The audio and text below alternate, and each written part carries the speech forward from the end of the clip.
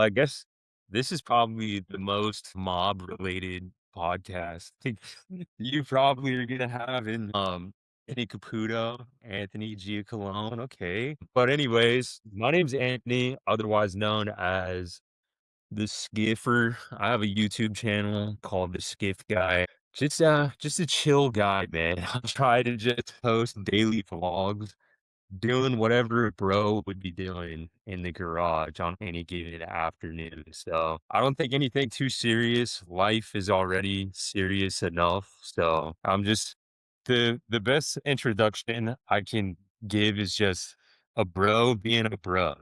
That's it at the end of the day. No, that's true. On your channel on Sundays, you have a segment. It's like the homies who need a homie. So do you invite people over? Yes. Is that like an open Yes. invite to people?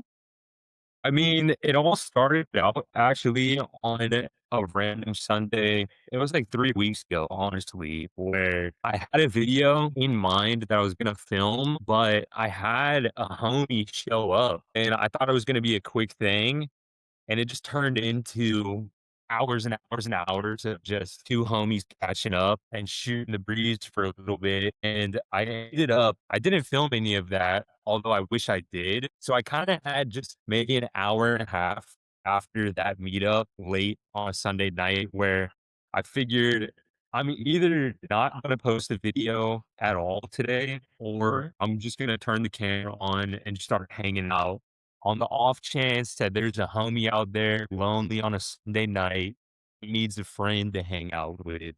I'm gonna be that landing spot for that homie.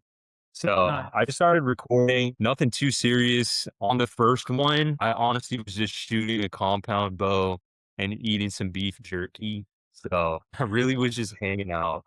And then the second one, I think I was boxing a lot. The second one and just hanging out in the garage as bros would. And then this past one, I ended up making like a pizza meal in a pan on a portable stove. So you never know what's gonna happen on a Sunday hangout over at Skiffland, but it's literally, let's just take all the pressure off from the week.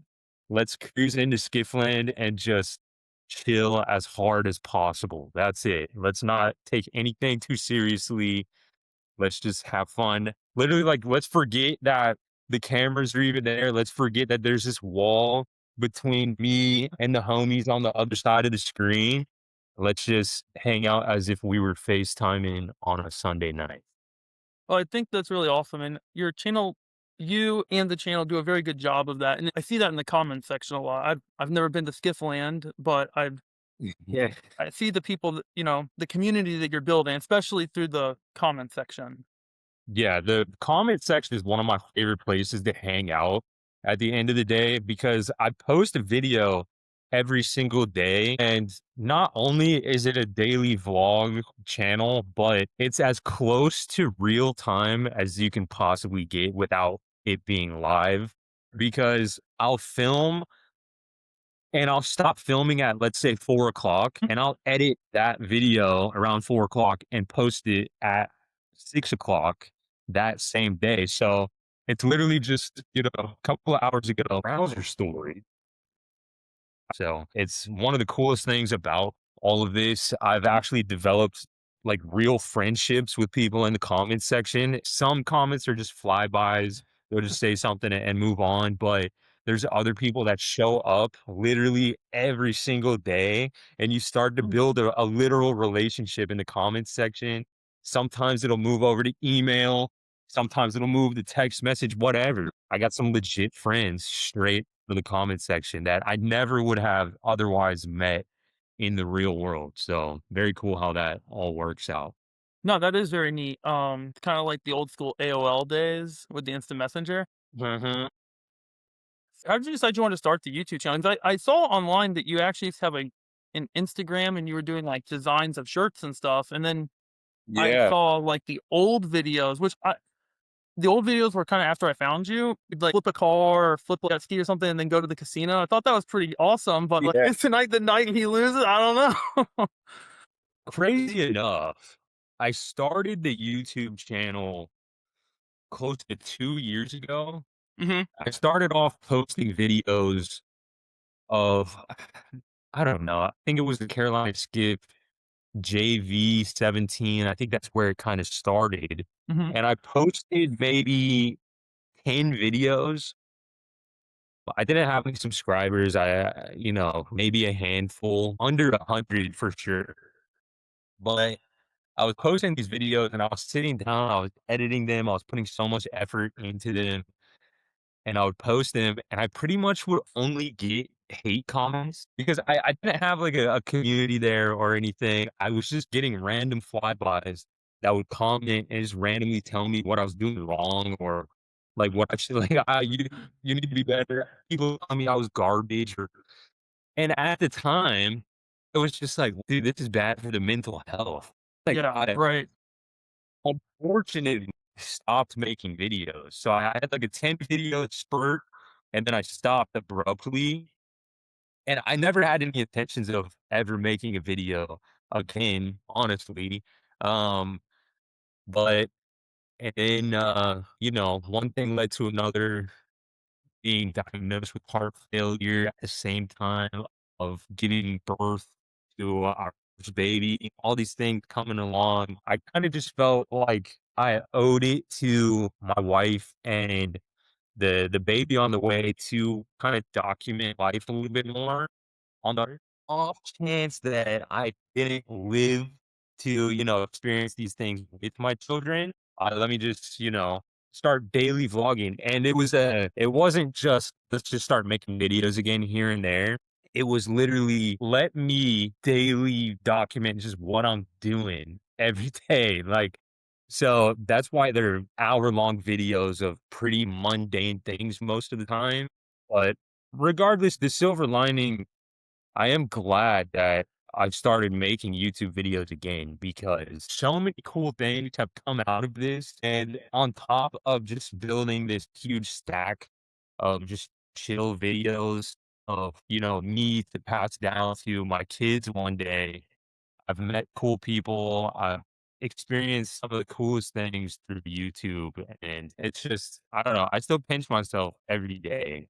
Just, I don't know how we got here. I don't know how I landed in a spot where random companies are sending me lithium batteries and homies are reaching out to do a podcast and other homies are. I don't know how we got here, but I'm cool with it. I'm cool with it for sure. Well, it is neat, and I have to say, I guess, being on the YouTube is, a lot of people love it. Like Casey Neistat, I mean, he's like the very classic YouTuber, and he would talks about, oh, I don't like YouTube anymore. But he also has a whole documentary about how he's filmed his whole family growing up, and Yeah. so it can be probably a love hate thing, right? Especially some of the jobs in my field and in my wife's field, and they can maybe look down upon you for being too public. So like, she doesn't wanna be involved at all in this, like, "Keep me away." You're like, you know how you have the burnt toast theory? Well, you also are, like, controlling your own destiny too at this point, and you're making memories. Yes. And I stumbled into this because of some dumb terminal illness, but I tried to convince anybody to make videos because regardless of whatever's going on in your life, I know that I wish I had a bunch of videos of my parents when they were younger. I Mhm. wish I had videos of my grandparents when they were younger, and not just the viral video, They just waited to pick up the camera until they were doing something super important.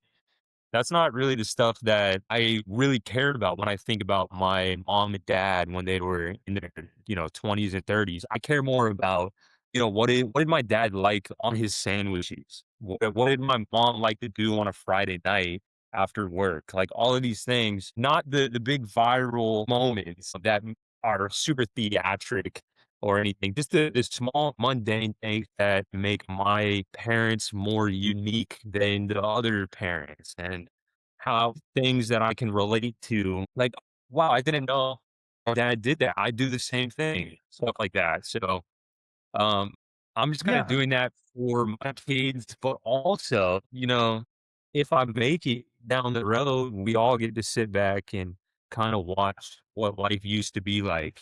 20, 30 years ago. So there's a plus side from every angle for documenting life. And you don't have to do it as extreme as I do, posting every single day. But I don't really know anybody who would not want to just kind of sit down and watch a blast from the past video, their life or their family's life, whatever. There's an upside every way you look at it. I totally agree because we have videos from high school of us all hanging out by the bonfire, on my Yes. friend's farm, going skeet shooting. Or he used to grow sugarcane. We were helping him break the sugarcane down and make it into molasses for the day. And those are memories. That farm doesn't even exist anymore. It's a highway now. Yeah. Yeah, and that is exactly what it's all about. Just, working on some sugar cane with the homies, and you get the random best like belly laughs out of situations like that, and if you can document it, that's just the best. And it's That is cool true. because if you make a video, it randomly, some point in your life, it randomly becomes nostalgic. It's not a week later, it's not a month later, sometimes it's not a year later. It'll just be super random. You'll look back and it'll hit you in the gut. Like, you'll just get this warm feeling like, wow, those were the days. I didn't even realize I was living in them. One of my biggest regrets was stopping making videos for that year. Obviously, I didn't have the same reasoning as that Mhm. developed over the year, but, there's so many cool things that happened throughout that year that just a shame that they didn't get documented. I have to say, for me, one of the hard things. So I started with the Instagram first, and Yeah. tried to test it out and then move to the YouTube because the YouTube, it takes a lot of time. And I mean, obviously, you can attest to that. And as I said earlier, I still work full time. One of the problems is how do you film?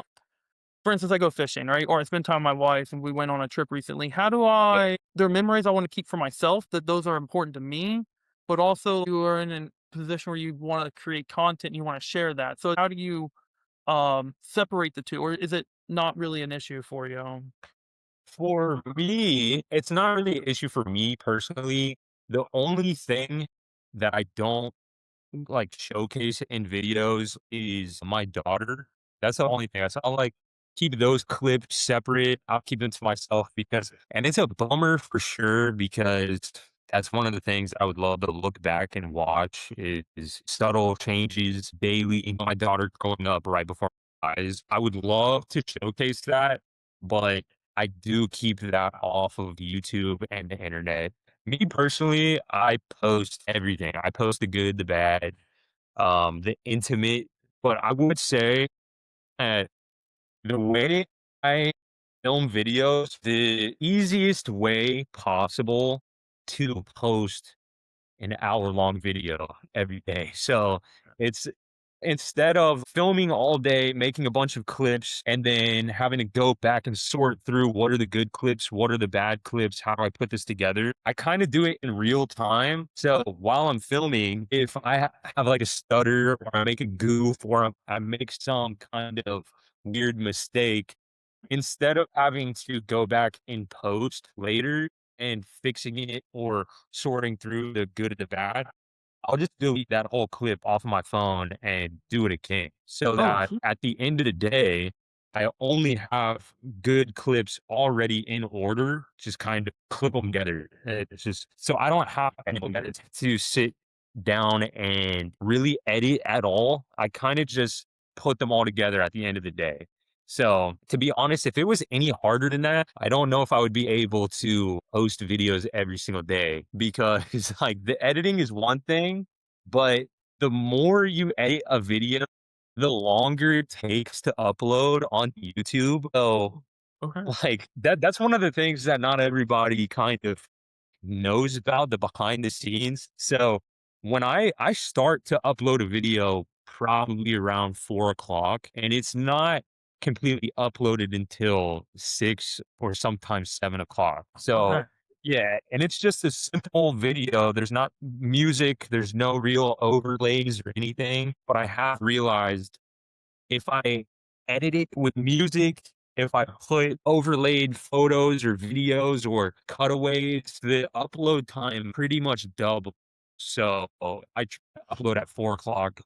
It won't be ready to view until probably 9 o'clock at night. So I've just organically kind of found the path of least resistance when it Mhm. comes to daily vlogging, especially long form daily vlogging. So trust me, I figured out the easiest way to post these things. Otherwise, I don't know how I'd be able to do it back when Casey Neistat used to daily vlog and daily upload. Those were extremely edited videos Yeah. every single day. I have no idea how you could do that, especially with a growing family, because when I get home, I like to hang out with my family. You know, at the beginning of all of this, I was obviously super attracted to sitting in the comments section and talking to everybody for hours and sometimes going back and re-editing videos and tweaking thumbnails and whatever. But now, as soon as I upload, I go home and I hang out with my wife and my baby, and I don't sit in the comments section until the next morning whenever my wife and my baby are still asleep. Yeah, it took a little while to sort out the best way all of this would work, but now it's just smooth sailing. I get to film all day, edit real fast, post the video, and then hang out with my family. So I'm a happy guy. That's really awesome. Yeah, this is my beginning my YouTube journey. That's good to know, though. And Whenever you are uploading on Instagram, it's like mhm. fast. Right. It's Yeah. super fast.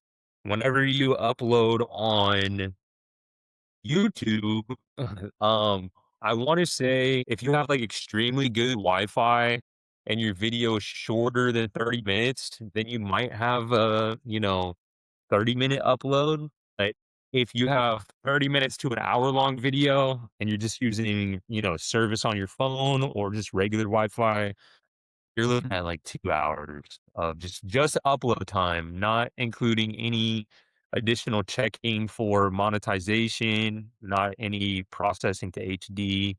So there's a lot of behind the scenes stuff that kinda drags on. I'm sorry if I missed it. Why did you make your videos an hour? Is it because I know a lot of times people do that for the monetization, then you also get quicker views, which and longer watches, so it adds up faster to become monetized? Not every single one of my videos hour long, but a lot of them are, and that's where it gets interesting with the editing because I didn't originally try to post hour-long videos, Mhm. but I would try to edit them down as much as I could without losing too much of substance of, like, what Right. I was doing. Yeah. It kind of just ended up being an hour long. It definitely has nothing to do with monetization or watch time because the longer my video is, Mhm. unfortunately, the less views it gets. So I literally just posted just because that's the video that I made today. I'm sticking to the script of, putting it out there. But I would say as far as engagement and watch time, monetization, I want to say 30-minute time frame is pretty much like on the money for what you would want. Because you'll get the flyby people that just want to watch a video, and then you'll get the core audience of people that wanna hang out for 30 minutes every day. But in theory, or at least my theory, I try to at least post a video long enough for you to sit down and enjoy a meal. So Yeah. That makes thir sense. 30 minutes is pretty much where it's at. I actually listened to a podcast, a couple of I wanna say right around the time my first baby was born, and the guy in the podcast was saying that he enjoys longer videos because whenever he's feeding his baby in the morning or at night, his hands are full. So whenever he presses play on a video, he doesn't want to risk putting on like an 8-minute video and then it going to the next video and it not being a banger. So he likes to will just turn on a full 5-minute video so he can feed his baby and not worry about it. So I was like, honestly, Very true. I was feeding my baby at the time I was watching that podcast, so it really hit home. So I just figured, I'm just going to stray away from the narrative that, they're trying to feed you that you have to search for these viral moments. You have Mhm. to post an 8-minute video and you have to have a really punchy opening scene and your thumbnail has to be super colorful and crazy. I'm straying away from that as far as I can. So that whenever you click on one of my videos, you're not going to be like, there's no crazy theatrics, there's no script. It's all essentially one take. Every once in a while, I have to delete a clip for whatever reason, but for the most part, it's one take and I just chop it down. But they're all videos that I wanna post just to leave behind. There's no searching for viral clickbaity moments. Mhm. Unfortunately, like you said earlier, the only viral moment I've had was on one of the most unfortunate circumstances that I've had during the whole entire channel. So, I Did definitely was not trying to create any type of virality there. did Garmin actually do anything to help you after that, or did is that still say us? So the Garmin InReach XE Plus still is sitting in my warehouse saying waiting for confirmation right now. Wow. Interestingly enough, I have not sat down and talked about this just yet. So Mhm. this will be the first time I've kind of communicated it to anybody. But Garmin took a very interesting approach to addressing what happened. If there is anybody that has no idea what I'm talking about, I took my Sea-Doo Fish Pro out to 9 Mile Reef, which is, you know, like 9 miles offshore into the open ocean. You can't really see land. My phone, I have AT&T, so my phone has no service past, I want to say 3 miles offshore. And I also have like a crazy heart disease, heart failure, and I have this rare disease called ARVC, yada, yada. There's a lot that goes into it to really paint the picture, but I Check out got the out. video. Yeah, I got out there to 9 Mile Reef and I think I started to get seasick, which led me into a dangerous heart arrhythmia, which it just got really scary out there. I started to doze off. My eyes started to roll to the back of my head. Things got really spooky, and I had to pull out my Garmin satellite phone and I didn't wanna hit SOS for the longest time because I didn't wanna be that guy, but eventually, somewhere between the time I left and time that I thankfully got back, I did start pressing the SOS button, and it just didn't work. Turned the garment off, turned it back on, I would hit SOS and it kept wanting me to, I don't know. Honestly, it wanted me to fill out some questionnaire on, what kind of emergency are you in? Is this a real emergency? Okay, I'll have my people talk to your people. There was this 7 or 8 step process just to get some help out there. And then when it finally got to the point of sending the SOS message, it froze. The Garmin just completely froze on a buffering screen, and it was spooky, and I posted a YouTube short about that, it was just a short segment of the long form video Right. that yeah, it was just, explaining what happened. It was maybe a 1-minute clip of a, hour-long video.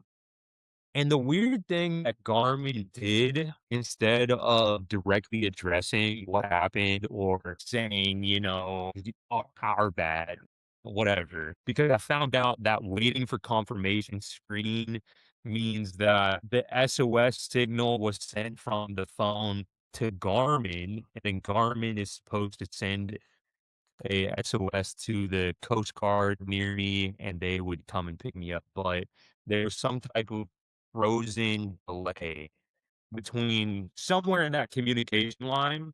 So instead of Garmin talking to me, because I emailed him, I tried to open a few lines of communication, Mhm. and I kept being left on red. Instead of them talking to me directly, you could tell that they were almost sending some, like, they would deploy people on all social media platforms to try and debunk what was going on, so I would constantly get yeah, I would constantly get comments on the YouTube short that was like, "Oh, hey, I'm actually a former Garmin employee. I used to work in the tech support, and I can pick out 3 or 4 reasons as to why, he's wrong in the video, and Garmin has no issues here. It has nothing to do with Garmin. This was all user error." There was probably 10 or 12 different, just randomly 10 or 12 either Garmin tech employees or former Garmin tech employees that tried to debunk it. And instead of Garmin themselves just talking about it, very dangerous. Like I said, it's still at the shop waiting for confirmation. Nobody's coming. Right. So Right. yeah, uh, I now know not to have that particular device on board as Mhm. any type of safety line, but, what are you gonna do, man? Yeah. Glad I made it back. I'm glad that it is just a story to tell, whether anybody thinks it's dramatic or whatever. When I was out there, I was spooked. Oh, I I get was that, yeah. I thought things were gonna go real south, so I think anyone who has a boat or has been on the water at least long enough, we've all had the either one last cast too many times till a storm comes, or something happens to the prop. Not the scariest one, but I think kind of the funniest one was my wife and I rented a boat in Everglades National Park. The boat was it was adjacent. The side had scum growing on the side of it. You could feel that the motor was struggling. How much garbage was growing on this boat. And I'm trying to fish, right? And there's as you know, it's really for a self-guided tour. And I turn the motor off and then it doesn't turn back on when we're done fishing. And the key just starts turning in the hole. The good news is on when you go to the Everglades National Park, you have to have a VHF radio. It's part of whether you have your personal boat or you rent a boat. And I remember I put a call out and a guy in the nicest Sundance skiff, and he comes by and he's like, "You guys need help?" I'm like, it was so nice. And he was telling me, try pull it underneath, all this. Okay, eventually we got it started. You know what? We're just gonna take this thing back. We'll drive around. We're not gonna turn it off. And their instructions were when we got them on the radio. Yeah, just don't turn it off. oh, man. Dude, see, there are certain places where people have in their mind they really don't wanna be stranded, Mm, whether it's the ocean or the Amazon. For me, for some reason, it's deep in the Everglades because you have so many things to worry about back there, more so than just, like, a shark swimming by. You gotta right. worry about the gators, dude, the Yeah, gators. crocodiles Yeah, the crocodiles, like, stick in my noggin. I can't stop thinking about the crocs. because they come Whenever right up to the ramp. whenever I'm out in the ocean or whatever, I can kind of stop thinking about the sharks because, most of the time, they don't really care about you, but something about a crocodile, man, it's almost like they have it out for the humans, and they're so aggressive. I even have it in the back of my mind sometimes that if a shark did latch onto me for some reason, I could probably poke his eyes or something and he'll let go. But with the crocodile, I just feel like you could beat on that dude's scaly head all day. Nothing's good. That's So, probably true. Yeah, my biggest fear is the snakes. We talked about doing the little camping. Have you yeah. seen where they camp out in like the middle of the water there? Yeah. Yeah, I we've know the talked exact about it. spot you're talking about. Yeah, we talked about it. I'm hopefully gonna do. I'm working towards getting a boat right now, trying to find one. And Yeah. you know, my biggest fear is the snakes though, and I hate snakes. Man, especially because it's not like this big thing that's coming at you. They're usually these little slithery things that sneak up on you. And water moccasin, They got the goodness. pythons out there. Dude, I have such a like weird spot with pythons because I watched Boa versus Python when I was a kid, like too young to watch it. And I was seeing these giant pythons and boa constrictors just tear people up. But when I think it like what aren't like boas aren't even like poisonous, but for just the thought of a boa sneaking into the tent or slowly slithering onto your boat. Oh, Yeah. My, yeah. my old roommate had 2 boas when I was in college, and he would let them slither all over him and fall asleep with them in the bed. Now, I remember I told him, like, "This line is where my room is. That line, they can have the rest. If they come over here, they're done." Snakes for me, man, I'm like, "Yo, this is too much." Hey, it's if some people like it, that's great. It's just not for me. I'm a dog guy. Absolutely. I yeah, 100%. The snakes in the house and everything, that's just not for me. Oh, So man. So in your YouTube channel, though, you also do a lot of fishing. You can see by the rods behind me, I'm big into fishing. Yeah. Is that a thing that you're you do quite a bit, or is it nothing? Let's not work on anything today, or something's not going right. We're just gonna go out fishing, or So, it's actually a real love-hate relationship with filming fishing particularly because I've loved fishing since I was a kid. I actually grew up bass fishing, and it wasn't until I was maybe I don't know, 18 or 19 that I started saltwater fishing more heavily. And dude, I've been pretty good with catching fish my Mhm. whole entire life. In my family and my friends group, whatever, I was always the guy catching fish. It didn't matter where we went, we could pull up to a spot where the old guy sitting at the end of his dock says, "Man, nobody's caught a fish here for 15 years." And I would cast a couple times and I'd be the one catching fish. And that's how it's been my whole life until the exact day that I started trying to film catching fish. I never sought out to be some type of fishing YouTuber, but kind of building the boats and just living the skiff life in general, fishing just kind of comes with it. and it's I marketing too for yourself. You bring a new audience. yeah, for sure a new audience. Also, I get to kind of showcase a proof of concept that Right. these Yeah. boats actually they work. They get you in the backwaters, you can catch fish with them. But something about it, man, whenever I started trying to film catching fish, I think I put a curse on myself and I think I have not caught a single legitimate fish the whole entire time I've ever tried to film fishing YouTube videos. I've caught a couple of catfish on accident or whatever, but back in the day, man, I was catching bull reds, like, you couldn't even see them in the frame of the picture. They were so giant with these big bulbous heads. I'm catching big snook down south every time we went, and now, dude, I don't know, I got cursed, so Really get that. For me, I wear a GoPro when I go fishing, but that's yeah. for me. But whenever something good happens, the GoPro is Yeah, dead. I'll tell you, don't ever buy GoPro batteries used. I did that as a skiing. yeah, But yeah, well, for me, it's hard because the places I go, they're easily recognizable. true.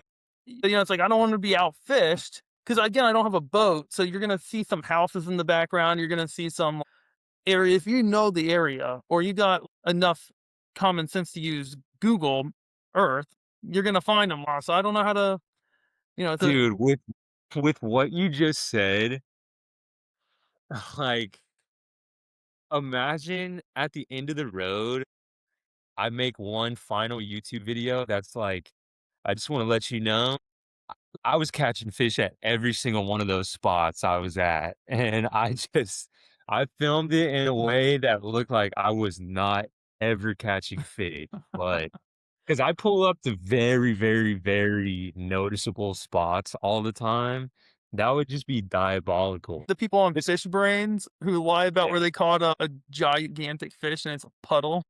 Yeah, I'd have to just say, yeah, don't come to this spot, man. There's nothing here. But no, I mean, if you're trying to keep your honey hole safe, I guess you have to, put a price tag on it. Like, how much is it worth to you to give up this honey hole? Because, you know, in a sense, everything has a price. So Yeah, if that you hit that, giant fish at the spot and you guys just have the perfect video and you know that this video is going to take your channel to the next level, if that's something that, if that's a trade-off you're willing to make, then, but if you're thinking about being that guy that down the road and you got grandsons and everything looking to go fish and they say, "Granddad, I just can't catch any fish. Do you know a spot?" And you wanna be the guy that knows a spot and you can actually produce the honey hole, then I'd say, keep the spot to yourself and just keep it in your back pocket until that day comes. But yeah, I don't true. know. It's not a problem for me at all. No problem. I'm not catching fish anywhere. So, I can just Yeah, film I can give you the coordinates, I can give you the GPS numbers, exactly where I'm going, and it's no difference. I'm not going to these honey holes, I I guess. I got a lot of flack for it, honestly, but I'll tell you, I signed up for like a month of the Salt Strong. I don't know if you are you familiar with them? Yeah, Uh, yeah, a lot of people tell me to sign up for it I actually, so signed up it's for a month. Yeah, it's they have a podcast and they've had a podcast like since I was in college, which it's been a long time. And I would listen to them, and they do give you a lot of information. And the newer stuff isn't as good because they've covered so much. But man, I'll tell you, you sign up for a month. yeah, Some of the more important things I would say that you like, really will get you 100% of the time you have to pay a little extra for. I didn't do that. But they got the cheat sheet play card. You just get the cheat sheet play card, but it's also designed for people who have, a kayak or a boat. It's not yeah, truly designed for someone like me who's trying to like weed fish or fish from the bank. I mean, you can, yeah, but you're grinding because I'm waiting for the fish to kind of come to me essentially is how I look at it, where you have a yeah, a vessel, you're hunting them. Um, yep, but they teach you, like, this is the best type of bait to use, or this is the water column. Because like a lot of people, like, oh yeah, use this like Berkeley top water. Cool. Okay. But when did like it what water column am I supposed to be fishing in? Like, sure, I'm throwing top water all day, not catch anything. But I got it when I was in college. At the time, I didn't have a lot of time to fish, so I'm like, "Oh, cool, I'll catch a lot of fish," and I wound up not catching as much as I wanted or really catch anything at all. I don't count a catfish as their help, but as I've left college, I yeah, remembered a lot of the information, and I kept notebooks, and, I referenced those back, and they did help a lot. I'm not sponsored by them, I paid them. They did refund all my money. I actually highly recommend them. They shortened the curve a lot, especially if you don't have anyone to teach you, like, I've only been fishing your area a little bit, and it was bad. I went to a spot and people just party there, and I said, "Yeah, there's not gonna be no fish here today." yeah, People riding four-wheelers into the water and people yep. running around. Yeah, this and I saw them off in the I saw the fish tailing in the distance, and I'm like, "You know what? I'm just gonna pack it up and go home, just get some lunch." If you haven't I would try it. It's like I don't even know what it costs. To be honest, like, for sure, it would probably help me because I'm just one of those guys that kinda brings the same swim bait everywhere and just tosses it just to have fun, whatever. And if I'm really trying to lock in and catch fish, Mhm. Salt Strong probably would change my entire life. But I don't know what I want. To be honest, I don't know if I want to really study the game and put more money into it and try different things all the time. And I don't know if it's something that I'd want to try to get better at all the time, or if I want to just go back to how it was before in the simpler times and just kind of cast just to be there and kind of Yeah. leave rest. Because that's how I used to get the luckiest was when I just I didn't care about being the best. I didn't care about actually catching fish or not. I was just there for the love of the game. I think it depends on the moment sometimes, right? If you wanna go and just wet a line, you don't even care if there's shrimp left on it, you're just like, "I'm just here to see." Or, sometimes, you know what, today I want to catch something. The tug is the drug kind of day. Yes. Dude, then Salt Strong seems like money for that because I think it was so I think maybe 2 weeks ago, I don't know, my perception of time is weird these days, but I went down to Stewart and I fished for 2 days straight. I just fished for hours and hours and hours and didn't catch anything, and then I posted the video anyway, which I kinda hate doing, posting a fishing video with no real, climax to the video. But a bunch of people in that particular video were telling me to download Salt Strong. Honestly, it's not gonna hurt. I might as well just, Oh, they give you like some like free tackle sign and up stuff for a too. month. Dude, works for me. Yeah, Like, I think they give you like some hooks, plastic, whatever. They're prawn shaped jerk shad. I don't know, like something like that. dude, I would, I'm interested. yeah, I know people in general really give people hate for. Oh, that's not how I did. Oh, that's yeah. Well, guess what? I work 40 hours a week, and I have to drive 10 hours a week. So Yeah. I'm gonna do whatever I can to get out and catch more fish on the water. Yeah, if you have end goal in mind, then you definitely need to be working smarter, not harder in Right. anything. So if your end goal is to catch fish and there's a proven method out there that is going to help you, whether it's 5% or 80%, if it's going to help you at all and it's proven and you want to catch fish, then just do it, man. Don't listen to anybody telling you that that's not what you should be doing or hating or whatever. Dude, Well, get to the end goal as fast and as easy as possible. I also enjoy, learning and I enjoy the hunt of it. Kind 100%. it's like if you get a guide, it's not really the same. It's fun because you're catching, but you didn't do it on your own. But the salt strong, it speeds you up to do it on your own. Um, Yeah, it's but like the best of both worlds for sure. the other question I had for you is, so when you do Facebook Marketplace, and we were talking earlier, I, for instance, buying a truck, I can't buy a truck on Facebook Marketplace to save my life, right? Yeah, And then you bought Sunburn off of Facebook Marketplace, I believe, and you yeah, did the skiffs off of there. A recent video you did, the Yamaha motor. Uh, yeah. I just found out the other day from someone that there's algorithms you can pay for, like bots, and then you can curate through everything. And do you use that, or is it just like just pound like Facebook Marketplace all the time? I personally don't use any algorithms or anything. Dude, honestly, I am the algorithm when it comes to Facebook Marketplace, man. I'm refreshing because, I'm not always actively looking for something on Facebook Marketplace. Like right now, the shop's full of everything. I have a bay boat in there. I have a skiff. I have the Fish Pro. I have so many motors just laying around that I don't even remember all the motors that I have. So I'm not actively looking on Facebook Marketplace for anything right now. But during the times that I am, so let's say I sell a skiff and I know that I'm going to need a skiff here as soon as possible to fill the spot in the shop and I'm active, I treat it as a job 100%. I'm not just this leisure, just hanging out every once in a while. And then, I'll send a message that says, let me know if this is still available next Thursday. I'll come check it out. No, I am aggressively searching. I'm refreshing the screen, looking for new things that pop up. I'm typing in boat. I'm typing in skiff. I'm typing in skiff boat, I'm typing in bay boat, I'm typing in all of these things. I'm typing Carolina skiff, inshore power boats, technical pulling skiffs, and I'm just refreshing over and over and over again. I'm getting a lay of the land.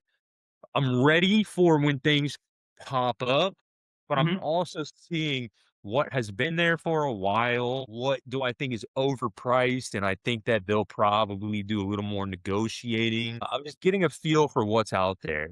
When I'm looking for the next thing I want to buy, I am aggressive. I'm sending messages, you know, I don't sometimes I set quotas in my mind. I don't go to sleep unless I send 50 messages asking if I can come buy this thing. Sometimes, I don't really do much lowballing.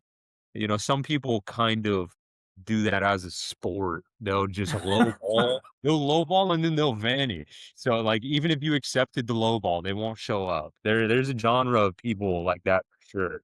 That's not me. If I send you a message that says, "Do you still have this? I have cash right now." I'm a locked in buyer, ready to come check it out. So, but also, I've just done this so many times. I've probably at least gone and checked out over 1,000 like big ticket items on Facebook Marketplace over the years. So just naturally, I guess I have a little bit more of an eye for certain things now. Not only do I have an eye for the item that's being sold, but I kind of have an eye for it's kinda like playing chess with the other person on Marketplace. I can tell where the conversation is gonna go probably from the first I don't know. Honestly, either the first message I get back or the second message, I'll know if I'm going to buy the boat or the truck or the motor or not.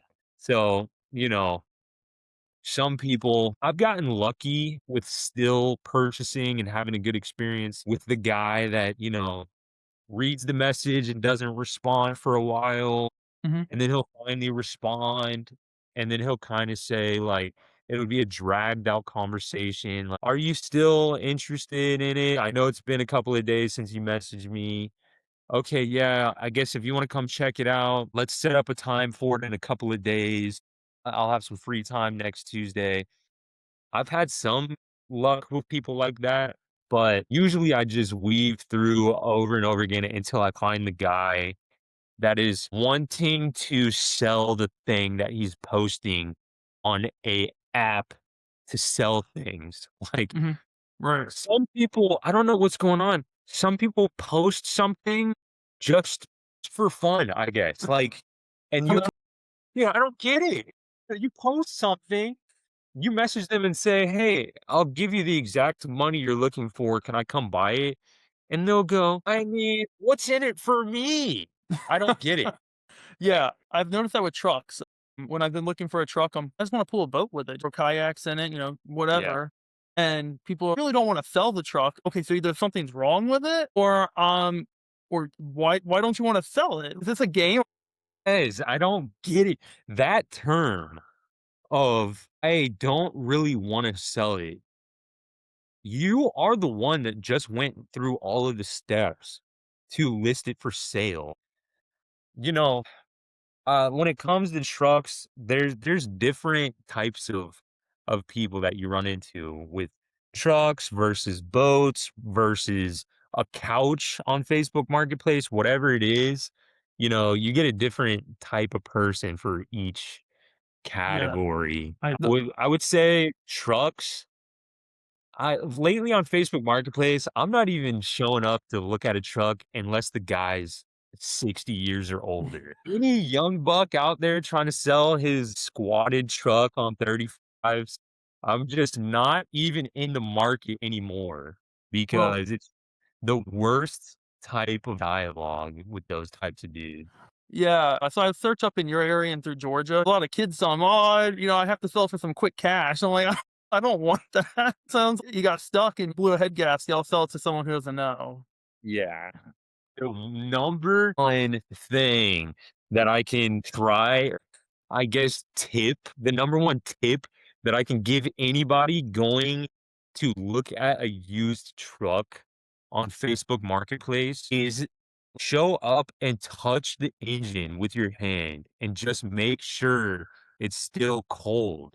If you show up and the guy's sitting with it in the driveway running or whatever, just try to avoid that at all costs. You wanna see the cold start more than anything. It doesn't matter, how it's running in the driveway. There could be no smoke or anything. It could be idling perfectly, but it could have potentially taken a lot of work to get there. A lot of, hovering over the gas pedal, giving it a little gas to, clear up some smoke. and get it to idle right. There's a lot of things that they could be hiding in that cold start. So if you're new to looking at trucks or boat engines, whatever it is, just make sure that you're checking it out when it's cold. What's the worst Facebook Marketplace interaction? Buying something. If I the guy with the trailer, there was a really sketchy dude. Is there one where you bought something and it was, like, really bad and you're like, "Oh, I'm dead. I'm done." So there's two types of story. The story with the trailer where the guy tried to rob me, that one is like, you know, it's a fun story to tell, but the whole time you're telling the story, you know what's gonna happen. Like when I say I pulled up to this random abandoned lot and nobody was there, and they told me I had to go to another abandoned lot, and I go there and it's in the middle of the woods and there's tinfoil on the windows. I I just needed a trailer so bad that I was taking a shot on it, but I knew for sure something's gonna happen. Either somebody's gonna try and rob me or who's no telling what's gonna happen. But then there's the other situations where you think everything's all good, you know, the dialogue through Facebook Messenger was all good, and then you go meet up with the guy and it's all good. You're suspecting nothing. I would probably say that my biggest surprise was with a Pathfinder 17T skiff. Dude, those things are beautiful boats. I was looking for one for a while and I realized very quick that they're rather expensive. I don't know. To get a good decent one, I would say look to spend around 10,000. And it's just a 17-foot pretty, it's a skinny skiff and it can get you into some backwaters, but 10,000 and it's an older hull. So regard Yeah, and they have, you gotta watch out for the issues with, stringers. the stringers, right? Yeah, and that's a very tricky job. You gotta pull the whole top cap off of the under hull, and you gotta replace those stringers. That is, you know, unrelated to the negative portion of my experience, but, like, I like buying a Pathfinder 7, but it's a bit rough trying to sell a Pathfinder 17T because everybody and their uncle and their grandpa and their brothers, like, everybody's gonna message you just to be like, "Bet the stringers weren't replaced." Oh, but this particular Pathfinder 17T pops up in, I wanna say Brunswick, Georgia, and it was listed at 8,500, maybe 9,000, and I thought, "Okay, it looks pretty good, and it's a little less money than the other ones I was looking at. Let's go check it out." So, I'm texting the guy back and forth. Everything's all good. He seems like a nice guy, and I meet up with him in I wanna say a Walmart parking lot, and I'm walking around the boat, and I'm noticing this boat is perfect. It's amazing, dude. Maybe this is just one of those lucky stories where, this guy's just down on his luck and he needs to, pay rent this month, whatever. So he's selling it at a deal. I even get my wife out of the truck just to be like, look how clean this boat is. This is insane. So I'm talking to the guy back and forth. He's trying to paint the picture to me that it really hurts his heart that he has to sell it in the first place. And this was pretty early on in my skiff flipping career, you could say. So I was definitely in the sport of lowballing. So I'm like talking to him in the parking lot. I'm trying to kick tires and trying to find little things. Honestly, I didn't know about the stringer issue at the times, but so if I brought that up, it probably would have helped me out a whole bunch. So I'm talking to him about like the decal on the side. I'm gonna need to replace that. So, can we take off $1,000 for that? Just crazy stuff. But long story short, the boat looks perfect. We started negotiating and I threw out a very low ball offer at like $5,000. It was disrespectful. Just too low of a low ball. And to my surprise, he comes back and hits me with a counter offer at 6,500. And I looked at my wife. She said over by the truck, and I was like, dude, like we just hit the lottery, you know? Because I know I can't find one of these boats for anything less than 10,000. So I'll buy it for 6,500. I can turn around and make, 3,500 bucks profit. No big deal at all. So he made it seem like, uh, you know, let me just call my wife real quick and see if she's okay with me taking the 6,500.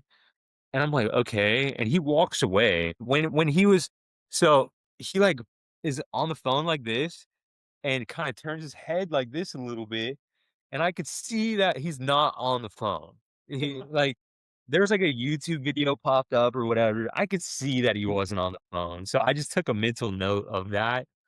I'm not thinking anything of it. I'm really just thinking that we got a really good deal. I take it back to our apartment at the time and fire up the motor on the hose. Runs great. Everything's all good. I'm hitting all the switches. All the switches work. Fantastic. Great. So I tell my wife, like, let's go on a maiden voyage tomorrow. It's going to be sunny outside. It was a Saturday. So, what better to do than take out the new Pathfinder 17T? And so I put in at the boat ramp. She's sitting in the front of the boat. I'm sitting in the back, and we start to cruise out of the no wake zone. And we go under this bridge. And I don't know why I had this thought because truthfully, I don't usually have this thought of let me open back compartments just to make sure we're not taking on any water. Like now I have that thought, but back then it didn't really occur to me. I just thought, drain plugs in, so we're all good. Well, I flip open the back hatch and water is dumping. Water is almost over the battery that was in the back compartment. And I looked at my wife and I was pale. It looked like I saw a ghost. I'm like, we're taking on water. And it's a skinny boat already. So the back portion of the boat is like, dude, there's only like this much of the boat out of the water already with no water in the hull. So I'm looking and we are like level with the water. The rear like deck of this boat is a centimeter away from just being underwater and going down. So I freak out and I turn around in the no wake zone and just blast it and just, it's a busy Saturday. So I'm weaving in and out of boats, cruising back to the boat ramp. And like, it's hard to even, you can't even get it on plane. It's too heavy. There's too much water in the back compartment. We're going down. We're going under. I'm telling my wife, just like stand on the front of the boat just to kind of level us out.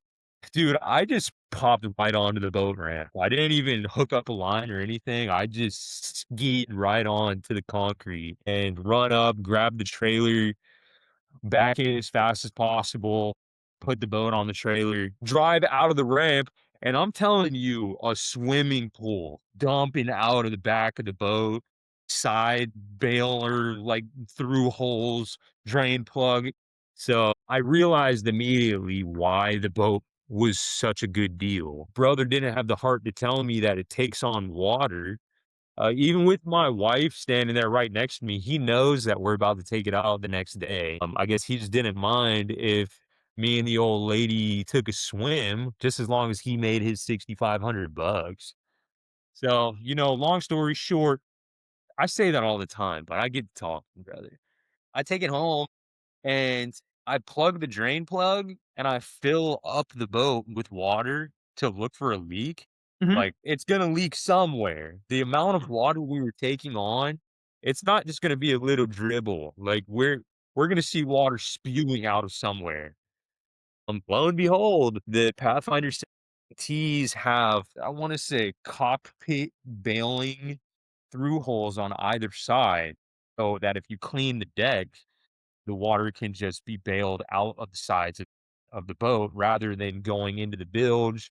and having to be drained or having like to be honest, it's like a I want to say a poor design because I personally don't like any extra holes in the boat that don't need to be there. But the both of them had issues, but really mainly the through hole baler thing on the right side of the boat was just pouring out water when I was trying to fill it up. So, yeah, I messaged him again, luck would have it, I was blocked. So I couldn't even get a message through to him to be like, just out of curiosity, is this the reason why you were just trying to sell it super fast and at a good deal? So that's one of the weird ones that if you're not able to do a sea trial on that type of deal, I don't really know how you can tell if your boat or if the boat on marketplace is going to take on water or not. So,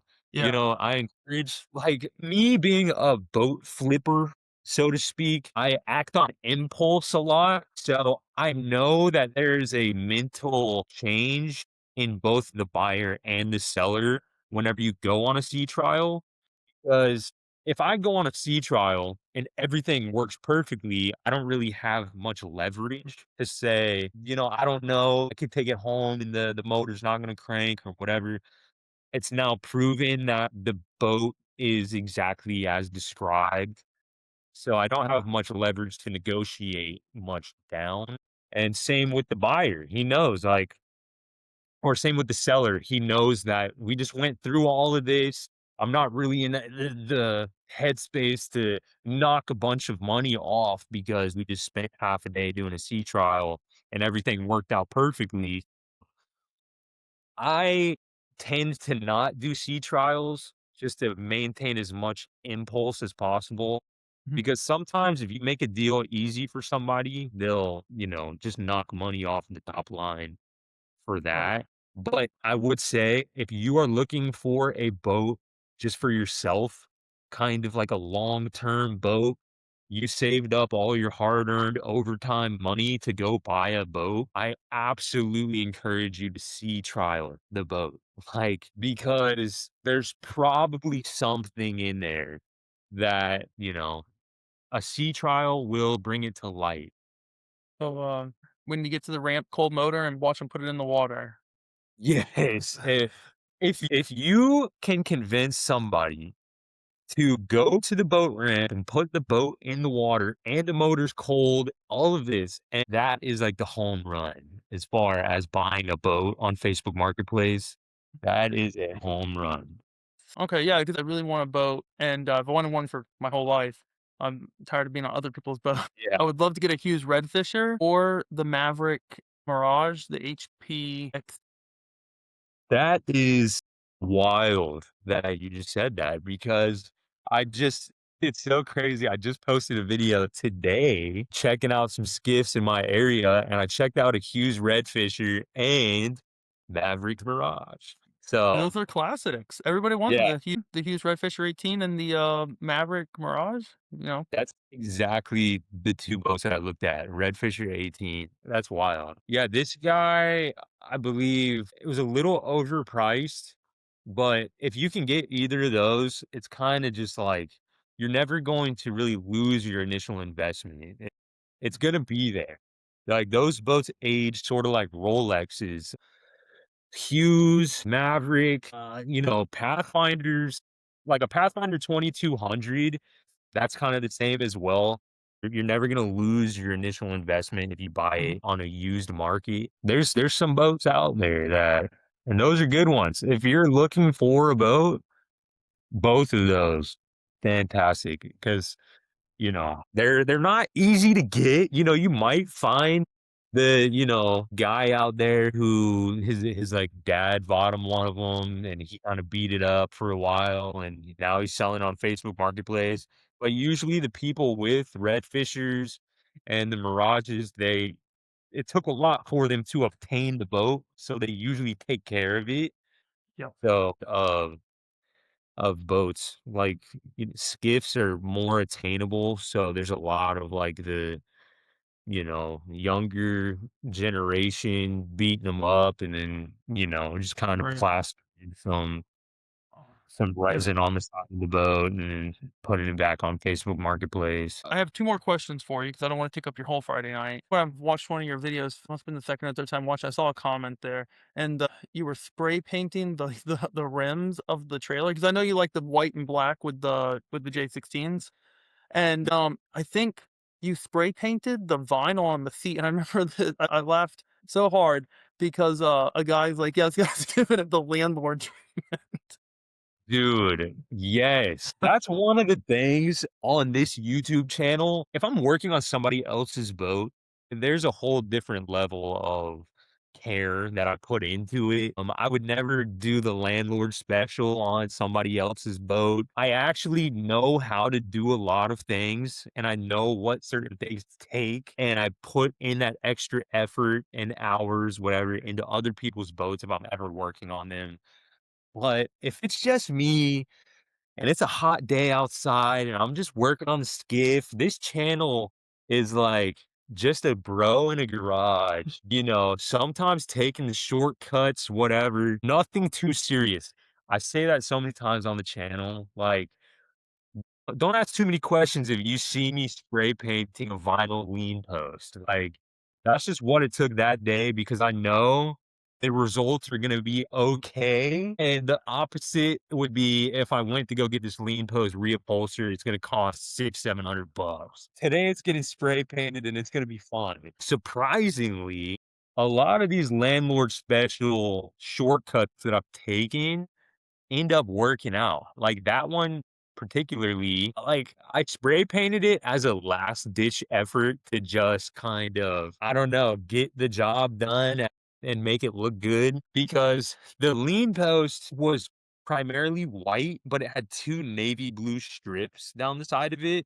And I was trying to tape off everything and just spray paint the two navy blue strips black, but when I took the tape off, there was this overspray, this crazy line, and I was basically like, "I gotta throw a Hail Mary here and just try and spray paint the whole entire cushion," and I don't know how it worked out, but not only was it not sticky at all, it was extremely durable, and you couldn't tell at all that it was spray painted, so I guess now I can relay the message that if you got an old dusty vinyl lean post in the backyard, I guess you can throw some spray paint on it and it'll be a lot better than it was before. Well, Use I whatever think spray paint I used in that video because somehow it really pulled off a miracle and I'm happy with it. And I'm not like, I stand by it.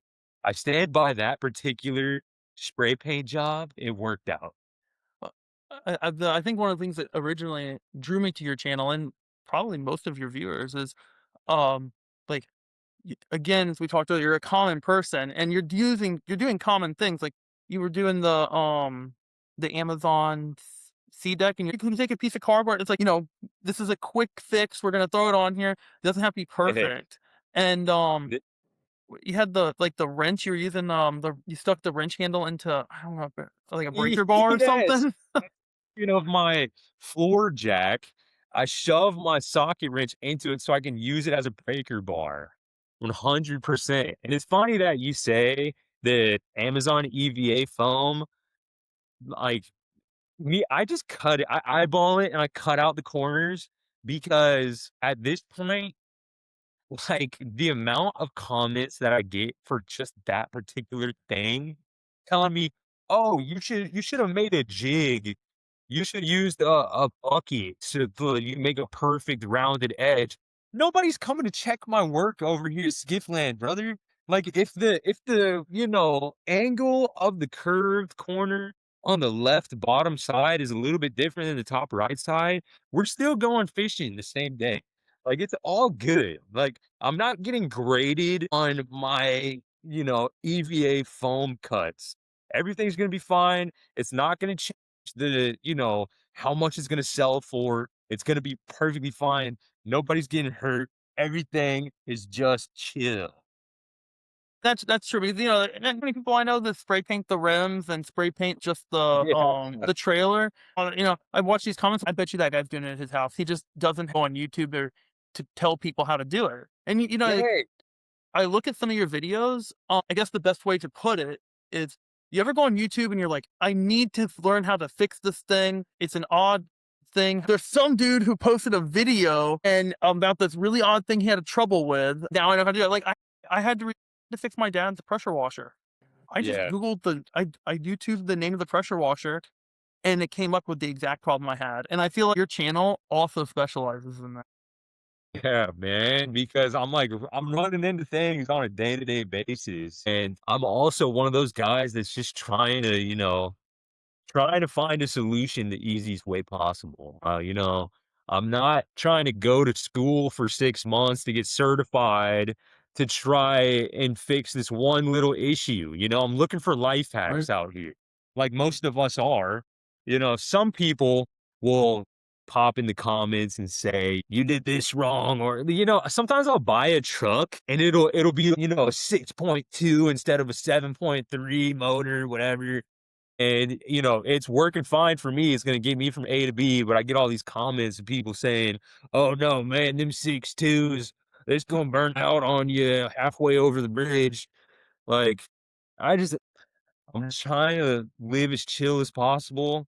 When I run into an issue and it just happens to be on camera, I'm just trying to fix it as chill as possible so that other people that run into stuff like this don't have a panic attack. It's going to be okay. We can fix this from, Harbor Freight tools. It'll be all good. You don't even have to have these fancy snap-on tools to fix these things like some YouTube channels make you think. I've been in this business a long time. I just recently bought an Impact. I just recently got it. So, Yeah, I remember your early videos. Why doesn't this guy have a drill? I felt I need to send you a drill. man, I could really tell you now why I have not had an impact with proof now because I do have an impact. And there's a little bowl in the corner of the shop now of all of the bolts that are broken with an impact now. And these are things that I avoided back in the day. Just using the old brute strength and a breaker bar. I snapped so many bolts on that Yamaha 115 in the back of the shop by using an impact, because I don't know, man, I guess I don't use the impact the right way or something. So that's the reason. I've been scared to break bolts, and here we are with a bucket halfway full of broken bolts. So I don't know. Building on that question, right now you have the Century, and then you also had the IPB. That IPB's always been one of my favorites, especially when Trip Smith had his. Are you familiar with his channel? Yes, man, I bought the IPB skiff. I said that in the end of the video that whenever he got his, I had it in my mind, I have to find one. So I've been looking for one on Facebook Marketplace ever since he was posting those exploration videos with Yes. his Yeah. PB skiff. And this is literally just the first one that's come across that I was able to buy. I've tried to buy the other ones that have popped up over the years, but I'm sure you may know they fly off the shelf. So Yes. Yeah. Right now you have the Century. Do you see the builds moving? Because now you have Skiffland, you're not working in the garage and you're taking on bigger builds. Are they going to get more elaborate over time? I know your dream boat is one of the Hell's Bay models. So you're trying to move up yeah, to get to these really elaborate builds and then maybe start. I don't know if you know Florida Sportsman has a boat restoration show yeah. at one time. Yes, Yeah. sir. The dream is to continue to evolve. I've made it pretty apparent that I'm trying to have my hands on a Hell's Bay within 9 months, but you know, I don't want it to stop there. From the Hell's Bay, I'm just like everybody else, man. I have dreams of the Freemans and the, big front runners. I have those dreams and sit at night sometimes and I think, how do we get there? The first boat that I ever had didn't have a title. The trailer, I'm pretty sure one wheel on the left was like this big and the other wheel was like this big, so it was lopsided going down the road. Like, the floor was soft. I got it for $200 on Facebook Marketplace. I didn't know anything about it. I sit down and look back at where we started to where we are now. It's amazing. I don't know how we got here, but I'm pretty sure that if we just keep doing what we're doing, especially here in Florida, I don't know, build a boat, put a little more equity into the next boat, just keep snowballing. I'm hoping that by the end of the road, we have a big center console. I would say it's a little bit more stressful living that life. I've definitely purchased, fixed, and sold bigger ticket items like Pathfinder 2400s. I had a Contender, Open. I've had some bigger boats, and I don't know, it's a little spooky. Like whenever you have like $35,000 tied up in a boat, you have to find that other guy that has $45,000 just laying around. It's a lot easier to just, find the dude who has 3,500 bucks and he's looking for a skiff to buy. I could find 1,000 of those dudes, but it's a little bit harder to find the 1 or 2 guys that are looking to spend 45,000 on any given Saturday. Yeah, Um, especially, if you're part of the Whole Truth, you ever go on there? They'll tear each other up sometimes on, "Oh, well, this is, 200,000-300,000 boat. I guess you're gonna spend that kind of money if it has the wrong scratch on it." I yeah. guess you can be picky. Yeah, exactly. The process is a lot different as well whenever you're selling those bigger number boats. Whenever you're selling a skiff, it's really laid back. There's not really much to walk through. If it floats, that's great, and if the motor fires first crank, that's great also. Some people are just trying to get to those backwaters to fish. So it's usually a pretty easy sale if it's, sub $6,000. They know what they're there for. If it's good enough, they're going home with it. But these bigger ticket items, usually people have to get financed. Mhm. So there's a whole list of things that you need to provide to be able to make the sale go through. You need VIN numbers on the trailer, whole ID numbers. You need numbers off the motor. You need to relay this message to the buyer, to relay the message to the bank, just to see if they can get approved for the loan most of the time. And then there's a lot more that goes into it as far as like taxes and everything on that end as well, because it's all out in the open. Banks are involved. There's no creative financing you can do around that. You know, there's Right. a number on the slip. So, Yeah, you can't borrow $1,000 from, like, 3 friends and buy a boat. yeah, exactly. So, especially when you get up to the bigger boats, it's like I'm talking $100,000 boats. If we go from a Century 1902 to a 20-foot boat to a 22-foot boat, 24, and we just keep moving up from there, it'll be cool to sit back in a few years time and sit back and talk on the podcast about certain things that go into buying a $100,000 boat, $200,000 boat. So Just Yeah, and I I look forward really to it. Yeah, I mean, we'll definitely, if you're up for it, do a part 2. And yeah, so my last question though is, and this is the first episode I'm doing, keeping in the theme of teaching people, just like your channel does, and the transparency. Can you teach the audience or just give them some advice? There's a lot of expertise that, I've learned the hard way through boats and everything. As far as teaching anything boat related, there's other things in my life that I care more about teaching, like certain things about fiberglass or whatever. Like I could tell you Mhm. all day that whenever you are mixing fiberglass, if you put a little bit too much of the catalyst into the resin, it could actually like have a chemical reaction and turn into like 1,000-degree thing in your hand and it'll start to boil and it'll blow up. I could sit there and tell you about that, I guess, but I don't care about it enough or as much as I care about other aspects of life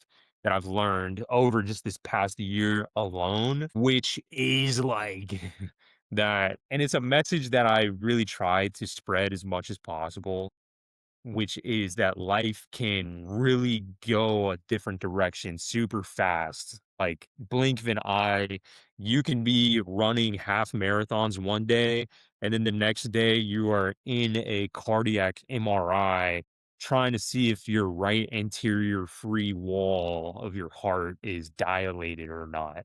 So it's like I try to encourage people like just like stop taking everything so seriously. Enjoy time with your family, enjoy the little things. If you got little ones at home, like stop worrying about all of this other stuff out there and just try and live life as chill as possible and love the things that you love really hard, because you could randomly be diagnosed with a terminal illness and be looking at the next 5 years a lot differently than somebody that's just out there bummed about, like, oh, this job sucks and I want to go to this other job, but I worry about the pay gap. If I quit this job, it's going to be really stressful for a couple of weeks before I find another job. And they're getting gray hairs over these little things in life when, you could just all of a sudden go into cardiac arrest. Like the whenever I was diagnosed with everything at the beginning of the year, it was made very apparent that it wouldn't be this slow, gradual decline. You're pretty much going to feel somewhat normal until everything's blacks out. And with having that knowledge, everything else is like whatever, you know? And Yeah. when I wake up and the sky's all blue, I enjoy it a little bit more. I'm happy to be here. When I see my baby giggle, I soak it in just a little bit more. These like parking lot dates with my wife to Taco Bell, it's just a little more special because I know that there's this stupid like grim reaper back here just waiting for me to like make a mistake or something that he's gonna pull up and turn the lights off. I could teach you like I've done some studying over this past year trying to heal myself, like, as far as the cardiac stuff. Like, if you're trying to find anything wrong with your heart, skip the echocardiograms, skip the Holter monitors, skip all of these stress tests, and skip talking to cardiologists for weeks on end, and just go in and get a cardiac MRI. That's really niche information, because if you have something going on with your heart, it can't hide from a cardiac MRI. So Yes, that's that's true. I used to work on MRI. man, wise words from the skip for forget the fiberglass. This is how you figure out what's wrong with your heart is bypass it all. Go get a cardiac MRI with contrast. They'll get right in there. It's a 40-minute experience and you're either good to go or you need to start talking about defibrillators and stuff. It's really wise words, and I think, we need to slow down. We all need to slow down a little bit. It's hard sometimes. Dude, it's really hard sometimes. And oftentimes, little things seem really big until, you're either on a sea doo in the middle of the ocean starting to nod off, or you're laying in some random like CT scan trying to figure out if, your ejection fraction in your heart is improving or not. Like little things that are bugging you just start to like fade away in certain situations. And it sucks that we have to go through such depressing things to figure out that life should be lived as silly goose as possible. But it is what it is. If you're one of those people that figured out how to live life as a silly goose without something traumatic happening to you, dude, a round of applause because that is just something to, take to the bank. And it's crazy. One of the things that a lot of people probably wouldn't guess about me because my daily YouTube channel is 98% boat related, but as far as the things that I care about and I'm super passionate about, boating is honestly further down the list than most people would guess. Like to some extent, the boat life and everything is just my job. I took it as a career. I figured out honestly, what can I do to make the most amount of money, but spend the most amount of time with my family. And when I was younger, I realized, I can work 40 hours a week at a job and make, 1,500 bucks, whatever. Or I can just go buy this skiff on Facebook Marketplace and swap out the batteries for newer ones and make 1,500 bucks on a Saturday afternoon. And, you know, so I just started doing that, and it's been able to provide a life for me, my wife, my daughter, my new baby on the way. So, I mean, on the list of like passions, it's further down than you would probably think. It's on there for sure, but it's probably a little further down. I Understandable. enjoy all of the business behind it more than I enjoy like what actually the thing is. Yeah, I get that. Yeah, I think of especially like for me, I'm a chemist, and I enjoy the biochemistry of things a lot. Yeah. But you have to deal with the day to day politics of what science brings, and that's not the fun part. The fun part's teaching and Yeah. working with your hands and seeing new things. And so I totally understand where you're coming from. Exactly. What you just said is it 100% truth. I even told people when I first got the warehouse for Skiffland, I told everybody I've been wanting a warehouse since I was a kid, like just some big warehouse to have a bunch of toys in and play around. And it just so happens that I'm doing boat stuff in here right now. But I wanted this warehouse one way or another, whether I was, doing carpentry in here or whatever. This is just how it happened at this time. So I love boating and I love working on boats. Sometimes I definitely don't like the politics behind them. I don't like certain people's egos behind certain things, but I just enjoy working in the warehouse. I enjoy being in there tinkering around, whatever it is that I'm tinkering on, whatever. But Yeah. I just like to, be in the warehouse doing manly stuff. So Well, I think we're gonna wrap it up here. We're at an hour and 42 minutes. I'd like to thank you again for coming on, especially for taking the time out of your night. dude, I And appreciate you for having me on here. It was a blast. yeah, we'll definitely catch up, and we'll record another one. Maybe in a year from now if you want. Yeah. I love progress reports, not just for me, but for you as well. It's going to be exciting to see how your podcast evolves, and we'll be able to look at this as like a time capsule. So it'll be Right. sweet.